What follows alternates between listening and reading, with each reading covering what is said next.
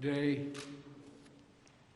a jury in Minnesota found former Minneapolis police officer Derek Chauvin guilty on all counts in the murder of George Floyd last May. It was a murder in the full light of day, and it ripped the blinders off for the whole world to see the systemic racism the Vice President just referred to. The systemic racism is a stain on our nation's soul. The knee on the neck of justice for Black Americans. Profound fear and trauma, the pain, the exhaustion that Black and brown Americans experience every single day. The murder of George Floyd launched a summer of protest we hadn't seen since the civil rights era in the 60s. Protests that unified people of every race and generation in peace and with purpose to say enough, enough, enough of these senseless killings.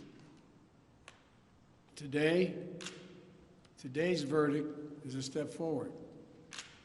I just spoke with the governor of Minnesota, who thanked me for the close work with his team.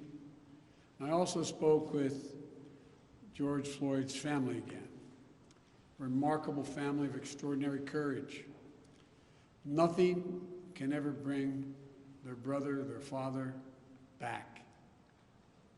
But this can be a giant step forward in the march toward justice in America. Let's also be clear that such a verdict is also much too rare. For so many people, it seems like it took a unique and extraordinary convergence of factors. A brave young woman with a smartphone camera, a crowd that was traumatized witnesses, a murder that lasts almost 10 minutes in broad daylight for ultimately the whole world to see.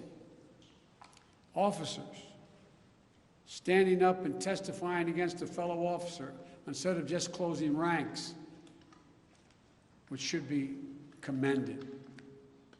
A jury who heard the evidence, carried out their civic duty in the midst of an extraordinary moment, under extraordinary pressure. For so many, it feels like it took all of that for the judicial system to deliver a just basic accountability. We saw how traumatic and exhausting just watching the trial was for so many people. Think about it, those of you who are listening. Think about how traumatic it was for you. You weren't there. You didn't know any of the people. But it was difficult, especially for the witnesses who had to relive that day. It's a trauma.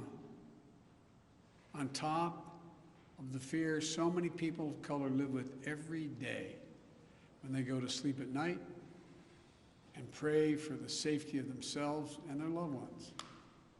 Again, as we saw in this trial from the fellow police officers who testified, most men and women who wear the badge serve their communities honorably. But those few who fail to meet that standard must be held accountable, and they were today. One was. No one should be above the law. And today's verdict sends that message. But it's not enough. We can't stop here. In order to deliver real change and reform, we can and we must do more to reduce the likelihood that tragedies like this will ever happen and occur again.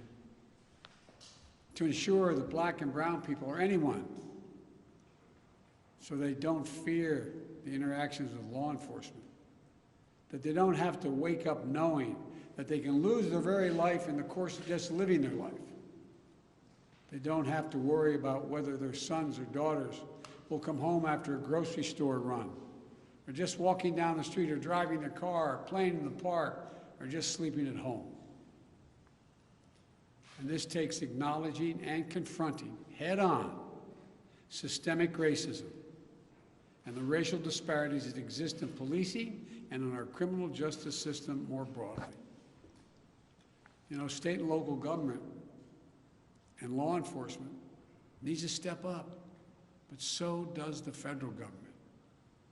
That's why I've appointed the leadership of the Justice Department that I have, that is fully committed to restoring trust between law enforcement and the community they are sworn to serve and protect. I have complete confidence in the Attorney General, General Garland's leadership and commitment. I've also nominated two key Justice Department nominees, Vanita Gupta and Kristen Clark, who are eminently qualified, highly respected lawyers who have spent their entire careers fighting to advance racial equity and justice. Vanita and Kristen have the experience and the skill necessary to advance our administration's priorities to root out unconstitutional policing and reform our criminal justice system, and they deserve to be confirmed. We also need Congress to act. George Floyd was murdered almost a year ago. There's meaningful police reform legislation in his name. You just heard the Vice President speak of it. She helped write it. Legislation to tackle systemic misconduct in police departments, to restore trust between law enforcement and the people they're entrusted to serve and protect. But it shouldn't take a whole year to get this done. In my conversations with the Floyd family, I spoke with them again today, I assure them we're going to continue to fight for the passage of the George Floyd Justice and Policing Act so I can sign it into law as quickly as possible. There's more to do. Finally, it's the work we do every day to change hearts and minds as well as laws and policies. That's the work we have to do. Only then will full justice and full equality be delivered to all Americans. And that's what I just discussed with the Floyd family. The guilty verdict does not bring back George. But through the family's pain, they're finding purpose. So George's legacy will not be just about his death, but about what we must do in his memory. I also spoke to Gianna, George's young daughter again. When I met her last year, I've said this before, at George's funeral, I told her how brave I thought she was. And I sort of knelt down to hold her hand. I said, Daddy's looking down on you, he's so proud. She said to me then, I'll never forget it, Daddy changed the world. And I told her this afternoon, Daddy did change the world. Let that be his legacy, a legacy of peace, not violence, of justice. Peaceful expression of that legacy are inevitable and appropriate, but violent protest is not. And there are those who will seek to exploit the raw emotions of the moment, agitators and extremists who have no interest in social justice, who seek to carry out violence, destroy property, fan the flames of hate and division, who will do everything in their power to stop this country's march toward racial justice. We can't let them succeed. This is a time for this country to come together, to unite as Americans. There can never be any safe harbor for hate in America. I've said it many times. The battle for soul of this nation has been a constant push and pull for more than 240 years. A tug of war between the American ideal that we're all created equal and the harsh reality that racism has long torn us apart. At our best, the American ideal wins out. So we can't leave this moment or look away thinking our work is done. We have to look at it, we've looked as we did for those 9 minutes and 29 seconds. We have to listen.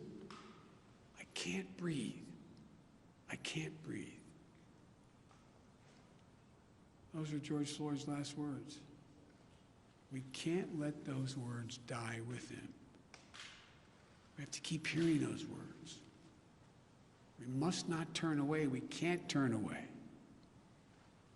We have a chance to begin to change the trajectory in this country. It's my hope and prayer that we live up to the legacy.